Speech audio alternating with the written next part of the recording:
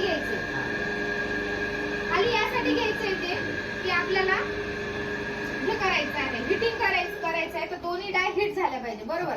त्यानंतर इथं 2 बटन दिलेलं असतात ते टेम्परेचर आणि हिटिंग साठी, खालचं आणि वरचं दोन्ही. तर हे काय करायचे, तर 10 ते 100 पर्यंत दोन्ही याच्यामध्ये 100 वरती करून ठेवायचे सुरुवातीला. 100 वरती. हे टोटल तुम्हाला सुरुवातीला कुठली मशीन घ्या तुम्ही, सुरुवातीला 10 मिनिटं हिटिंग करावीच लागते डाय. हिटिंग ते 10 मिनिटं झाली की त्यानंतर मग दाखवतेच मी तुम्हाला. हिटिंग 100 वरतीच ठेवायचंय. त्याच्यात पण 100 ते 2 हे येतात, तुम्हाला लिहून देतात ते कसं करायचं. इथं मॅन्युअल आणि ऑटो असतं. अप डाऊन करायसाठी असतं मॅन्युअल, आणि ऑटो याच्यासाठी असतं की ते ऑटोमॅटिकली वर्क करतं, त्यासाठी ते ऑटो असतं. आता हे मॅन्युअल ह्यासाठी वापरतो आपण, तुम्हाला सांगितलं कटिंग प्रोसेस साठी. आता कटिंग आम्ही करत नाही त्याच्यामुळे सध्या नाही करू शकत, पण आणि आता सध्या आम्ही ऑटो मध्ये वर्क करतो. आता समजा आपण समजून घ्यायचं की डाय हिट झाली, ठीक आहे. मग त्याच्यानंतर परत चालू करायची, ऑफ करायची,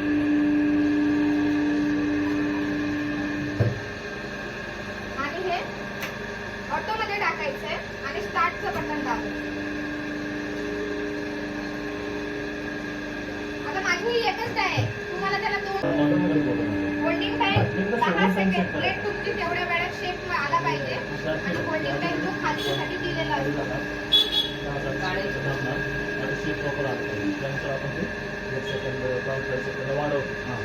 माझ्या याच्यामध्ये ही 8 प्लेट तयार होते. बरोबर. माझ्या याचं थोडंसं स्ट्रक्चर वेगळं आहे. तुम्ही जे घ्याल त्याच्यामध्ये 10 प्लेट तयार होतात, म्हणजे 10 इकडे आणि 10 इकडे, टोटल 20 प्लेट तयार होतात त्यामध्ये.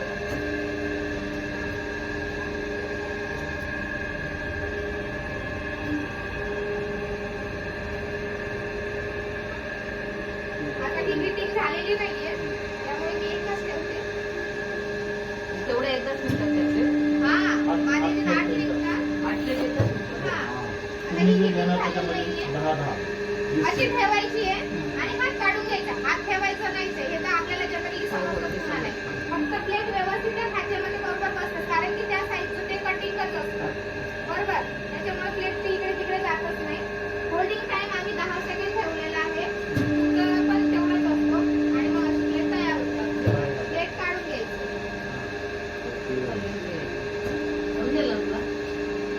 समजलं ना? बाकी तर तिथं आम्ही माहिती देऊ, ज्या वेळेला तुम्ही मशीन घ्याल ना तिथं पण माहिती देऊ. त्याचं काही नाही, काही नाही. ज्या वेळेला मशीन तयार होईल तुमची तिथं आणि 2 डाय लावतील, तिथं डेमो घेतात, नाही का, तुम्हाला डेमो दाखवतात तिथे.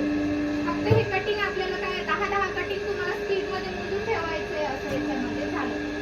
खूप इझी प्रोसेस आहे. मला पण सुरुवातीला येत होती, मी आता शिकले. आता फक्त एकच टाकलं, मग एकेका आपण 7 टाकू शकतो. 8 आता हिट झालेली नाहीये ना, अच्छा, ओके. हिट होऊ द्यावं लागतं. हिट झाली की मग अशा प्रकारची प्लेट तयार होते. एवढी At a time one time मध्ये इतक्या तयार केलेल्या आहेत. 8 जण at a time. हा, ओके. एवढ्या 8 प्लेट आहेत त्या. चालेल. आणि तिकडची जी आहे त्याच्यामध्ये वन टाइम मध्ये 10 बसतात. 8 प्लस 10. आता आमच्या सेम टायमिंग मध्ये 8 निघतात. असं दोन्ही साईडला पटापट ठेवावं लागणार आहे तुम्हाला. आता माझे सिंगल आहे त्यामुळे मी असं ठेवते. इलेक्ट्रिसिटी पण सेमच. परत बंद करायचं. हा, परत बंद करायचंय. हे 0 वरती ऑफ करून द्यायचंय हे. त्यानंतर हे मॅन्युअल मध्ये टाकायचं, कारण की त्याचा स्ट्रोकचा तिथल्या तिथं आवाज येतो ना फटक्याचा, त्याच्यामुळे ते मॅन्युअल मध्ये, आणि वरचा स्विच बंद करून द्यायचं. झालं. आणि इकडे तिकडे कुठं हात लावायचं नाही, फक्त प्लेटला हात लावायचं. झालं. शॉक लागतो का इकडे तिकडे? नाही, शॉक नाही लागत, पण ते गरम असते ना डाय. गरम नाही. मशीनला इथं लावू शकता, डायला नाही ना इकडे तिकडे हात लावायचा. डाय गरम असते ना ती. अशी प्लेट तयार होऊन जाते. त्याने 2-3 हे ठेवले. आपण गॅलरीत ठेवून इझी करू शकतो. आणि घ्यायची वेगळी गरज नाही. नाही गरज, नाही घ्यायची. भाड्यामध्ये आवाज नाही. भाडं बिडं एवढा आवाज करायची गरज नाही. नाही. गॅलरीत आपण एवढं आरामात करू शकतो. आरामात त्याच्या खाली तुम्ही एखादी जाळ मॅट वगैरे टाकली ना की अजून त्याचा आवाज कमी होतो, व्हायब्रेट कमी होते. रबर मॅट येते ना ती टाकायची, व्हायब्रेट कमी होते, त्याचा आवाज कमी राहतो, त्याच्यामुळे टेन्शन नाही. स्टार्टिंग मला काय म्हणायचं, काही कमीत कमी 1 लाख रुपयाचा खर्च होतो. इतका नाही. 80-1000 रुपये लावायचे सुरुवातीला. थोडंसं मटेरियल सुरुवातीलाच घेऊन गेलं तर तुमचा जो ट्रान्सपोर्टचा खर्च आहे, म्हणजे तुम्ही सॅम्पल आता काय करतात प्रत्येक ठिकाणी आपण जेव्हा मार्केटिंग करायसाठी जातो तुम्हाला ते काय म्हणतात, आता तुम्ही लोणचं बनवलं, लोणच्यासाठी ते काय म्हणतील, तेच दाखवा, त्याशिवाय घेणार आहेत का ते? तसंच ह्याचं सॅम्पल दाखवल्याशिवाय ते लोक घेणार नाहीत ना. तुम्हाला आधी सॅम्पल दाखवावं लागणार आहे त्याचं. सुरुवातीला तुम्ही थोडासा माल घेऊन जायचं, त्यांना सांगायचं 4-5 नंबरचं कटिंग ते आणूनच ठेवतात. ते नंतर ज्या वेळेला तुम्ही बुक कराल त्यावेळेला सांगू, आणि सुरुवातीला येऊन तुम्हाला 21,000 ते 25,000 रुपये बुकिंग अमाऊंट द्यावी लागते. आणि मग ते नंतर मग 8 ते 10 दिवसामध्ये तुमची मशीन रेडी होते, त्यावेळेला बाकीचे राहिलेले रक्कम द्यायची आणि घेऊन एकदा जायचं. द्यायची का सगळी? हा, सगळे एकत्र द्यावं. पण पेमेंट वगैरे नाही का? एखादा माणूस ते तुम्हाला म्हणतो तुम्हाला 15 दिवसानंतर आम्हाला द्या असं सांगत असतं ना. म्हणजे आता ह्या बनवतात हा. कोणतरी माणूस आहे ना 15 दिवसात आम्हाला द्या असं बोलत असेल, असं असतं का? म्हणजे ऑर्डर ऑर्डर का? ऑर्डर आता ही बनवलंय तुम्ही, मला 15 दिवसात तुम्ही ऑर्डर द्याल का? हा असं हा, तर तुम्हाला ज्या वेळेला ऑर्डर आहे त्यांच्याकडे जर समजा तुम्हाला आता 5 बॅगची ऑर्डर आली 10 बॅगची, ते म्हणतात ना, आणि थोडंफार स्टॉक करून ठेवायचं, नाही का? 2-3 बॅग तर ते नॉर्मली Emergency. हा हा ठीक आहे. 2-3 वर बरं. आणि काय त्यांना लाईट काय बिल वाटतं? किती येतं? एका तासाला 2 युनिट. त्यांना काय वाटतं माहिती का, आता तुम्ही काम करता म्हटल्यावरती तुमच्याकडे आता दुकानात जातो, त्यांच्याकडे वस्तू अवेलेबल असते की नाही, आपण मागितली की ते लगेच देतात. तसं तुम्हाला थोडा स्टॉक करून ठेवावं ठेवावंच लागतं. लागतं. पण ते काय म्हणतील, ह्यांच्याकडे वेळेवर मागितल्यावर मिळतच नाही. माझं पण तसं कितीकदा झालंय. मग मी आता हळूहळू थोडा स्टॉक करून ठेवतो. त्यांनी मागितली 100 पॅकेट 150 पॅकेट की मला लगेच नेऊन द्यावे लागतं. म्हणजे थोडं इन्व्हेस्ट करून ठेवावं लागतं. तितकं साधारण आहे ना तेवढं. ते पण नाही केलं तर मायनस पडतं 4 ते 5,000. हॅलो एव्हरीवन, कसे आहात? आणि सगळ्यांचं स्वागत आहे आजच्या एका नवीन व्लॉगमध्ये. तर आजचा व्लॉग थोडासा स्पेशल आहे, कारण की आज मी थोडासा व्हिडिओ म्हणजे व्लॉग शूट केलेला आहे, जे तुम्हाला सांगितलं आहे मी की माझ्याकडे म्हणजे इन्क्वायरीसाठी, मशीनच्या इन्क्वायरीसाठी येत असतात कस्टमर. आता मी व्यवसाय करते म्हटल्यावरती बाकीच्या पण आता एखादा जण व्यवसाय करत असलं म्हणजे आपल्याला पण वाटतं ना की आपण एखादा तसा काहीतरी व्यवसाय करावा, घर बसल्या चालू करावं. तर त्या ताई बऱ्याचशा दिवसाच्या माझ्या कॉन्टॅक्टमध्ये होत्या जेव्हापासून मी चालू केलाय व्यवसाय माझा घरगुती. तर तुम्ही बॅक साईडला बघत असाल माझा पसारा किती पडलेला आहे सध्या, तेव्हा इतका सारा पसारा पडलेला आहे. आणि मग अशी प्रोडक्शन तयार केलं, त्याचे पॅकेज तिथे तयार केलेले आहेत.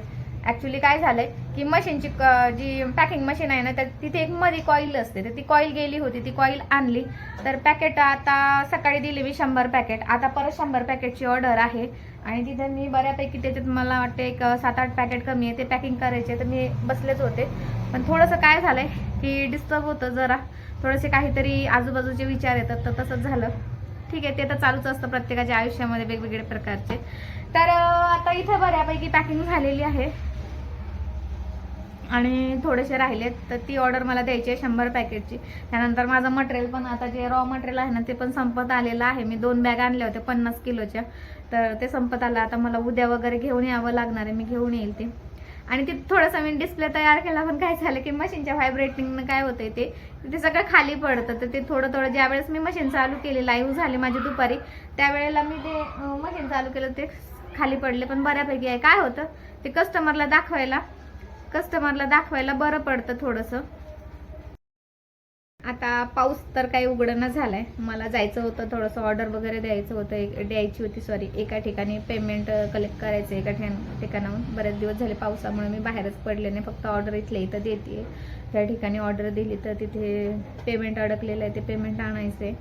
तर आता स्टॉक जो आहे ना, तो मला वाटते की तिथे मी ज्यावेळेस माझं शेडचं काम होईल ना, त्यावेळेला काय करणार आहे मी की मी एक डिस्प्ले तयार करून घेणार आहे, त्यावरती प्रत्येक सॅम्पल लावणार आहे. बरेच जण विचारतात त्या याच्यामध्ये, ह्या मशीनमध्ये काय काय तयार होतं, काय काय, तर प्रत्येक वेळेला ते त्यांना दाखवणं शक्य होत.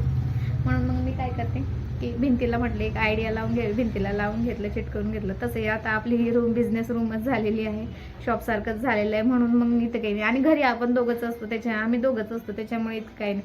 आणि ह्यांना पण कसं माहिती आहे का, ज्यावेळेला इन्क्वायरीसाठी येतात त्यावेळेला त्यांना पण दाखवावं लागतं, हे तयार होते. मग कुठल्या कोपऱ्यात पडलेली असते त्यावेळेला दिसत नाही ते. मग असं भिंतीला चिटकून ठेवली ना की बऱ्यापैकी व्यवस्थित राहते ती. आणि आता मला अजून 1-2 ठिकाणी मार्केटिंगसाठी जरा जायचं होतं ऑर्डरच्या इन्क्वायरीसाठी, पण आता पावसामुळे जरा थांबलेले आहे.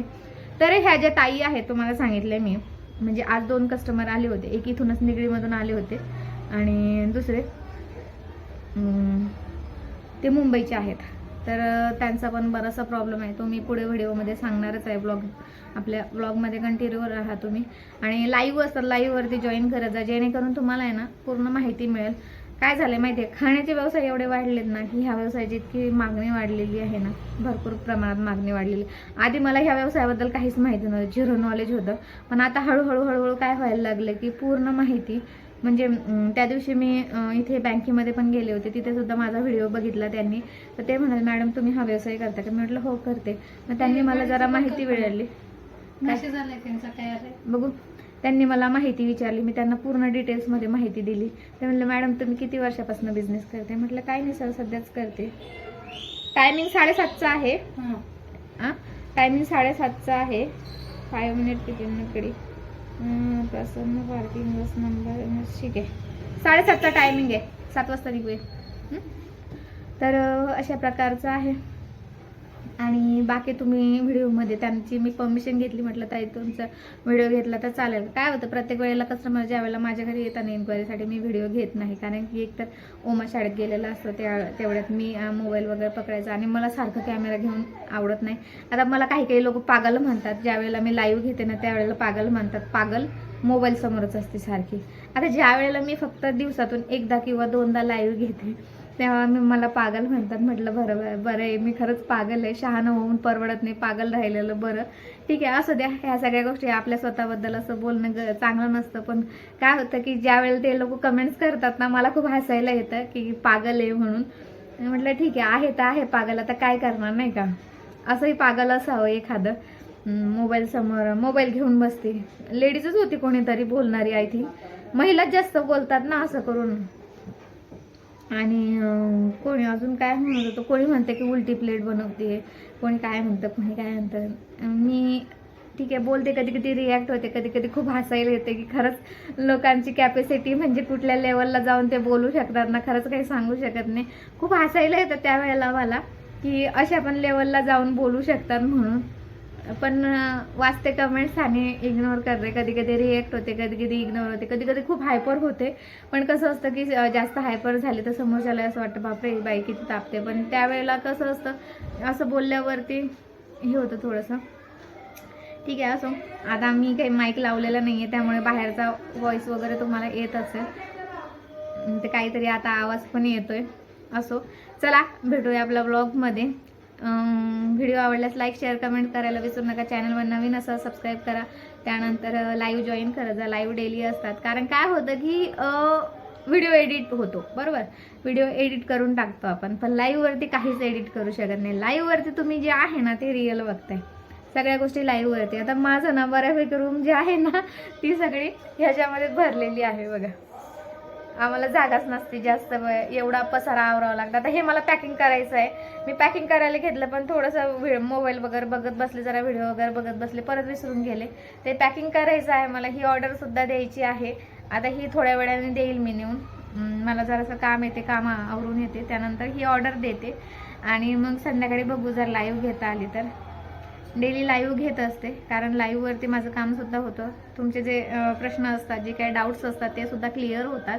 आणि लाईव्हवरती काय होतं की तितका वेळ देता येतो मला बोलण्यासाठी. कारण कसं असतं, फोनवर मी इतका वेळ नाही देऊ शकत ना, मग मला फोन चालू असतात कंटिन्युअसली. कधी कधी मी खूप हे होऊन जाते, दमून जाते. आणि इतक्या डीपमध्ये समजावून सांगावं लागतं ना, कारण तुम्हाला माहिती आहे यूट्यूबवरती बरेचसे असे पेपर प्लेटचे बिझनेसचे व्हिडिओज आहेत. पण त्या काय म्हणाल्या की ताई मला तुम्ही जितक्या डीपमध्ये समजून सांगता ना, तेवढ्या डीपमध्ये अजून कुणीही समजून सांगितलेलं त्यांचा व्हिडिओ असा दिसलेलाच नाही आहे. त्याच्यामुळे तुमचा व्हिडिओ मला आवडला, मी त्याच्यामार्फतच आले आणि तुम्ही आम्हाला मदत करा. मी त्यांचा व्हिडिओ वगैरे अपलोड करेनच नंतर पुढे, जेव्हा त्या मशीन घेतील. त्यांना मी आधी एकच गोष्ट सांगितली आहे, ती म्हटलं ताई तुम्हाला जर बिझनेस करायचा आहे, ताई म्हणजे माझ्या आईच्या वयाच्या आहेत, त्या आईपेक्षा थोडेसे कमी असतील, म्हणजे त्यांच्या मुलाचं लग्न वगैरे झालेलं आहे. तर त्यांना म्हटलं तुम्ही काळजी करू नका, मी करेल तुम्हाला मदत. तर ठीक आहे, चला आता इथं आवाज जास्त येणार आहे. चला आपल्या ब्लॉगमध्ये भेटूया. Thank you so much, bye bye.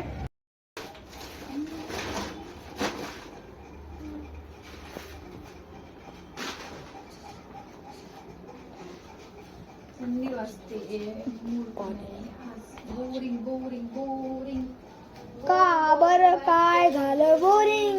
गेली तर मला करमत